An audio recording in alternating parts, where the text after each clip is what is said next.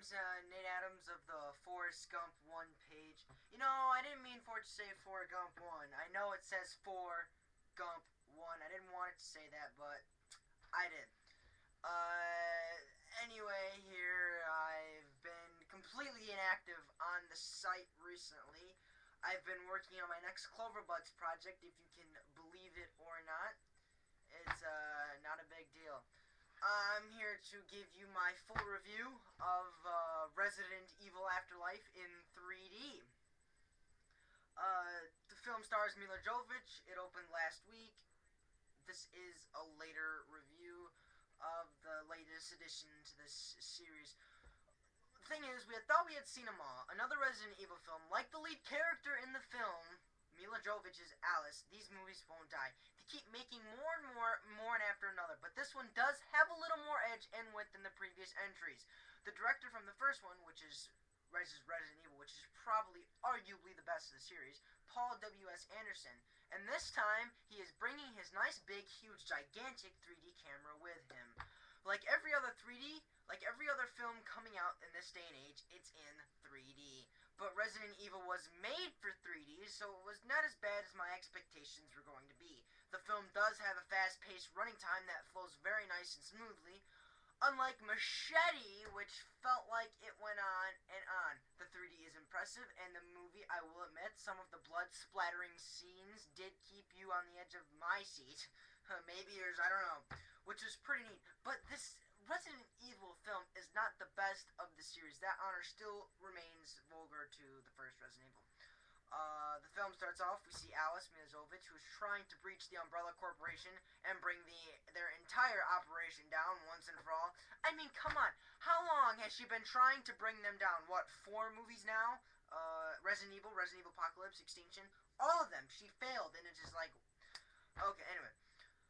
Anyways, as she infiltrates the lair, she uses her soup and humor capabilities and kicks some major ass. After she receives radio transmission that there is a place untouched by the T-virus, she heads that way in Alaska to find a bunch of abandoned planes thought to be led there by the Umbrella Corporation. And Claire, played by Ali Lauter, who did show up in Resident Evil Extinction, who does not remember a thing that happened to her and their friends. Desperate and trying to find signs of life, as circling LA, she finds a group of survivors that have taken refuge at an old abandoned prison.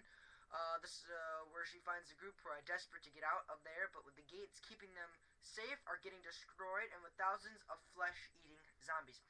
My main problem with the film, there is little to no plot development at all. We get very little information about some of the minor characters in the film. Also, we get no history as to who the main antagonist is, or the huge, bulging, buff zombie with a hammer the size of Texas. Little details like that make all the difference. There really was not much that zombie mayhem, if you will, not as much as the previous 3 films. There is a soft but yet prolonged build-up to some mere reasonable zombie mayhem, and in 3D no less. The actors are not that good either. Most of the actors are cheap, B-rated material that could not get a better gig. I felt that most of the leads were undercasted and maybe could have been better personnel to fill the positions. Mila Jovovich, I guess, is a good example. Her voice gets very annoying after time. Overall, Resident Evil is not for the faint of heart, and not really for me either. I found the movie enjoyable and had fun with it at times. The 3D scenes were pretty neat, so in that department I feel I got my money's worth. But if you're looking for good acting, good story, and awesome directing, this film is not for you. But if you just want a laid-back, easy, and forgettable zombie-killing movie, then maybe you should rent Zack Snyder's Dawn of the Dead. But if not, this film fits the bill. I'm not giving this a high recommendation for the film, mainly because of acting and plot development, but you need to see the film for what it is, which is the 3D. So for the 3D, I would say see it in theaters, but other than that, there really is no need. We have seen these movies all before. It's nothing new.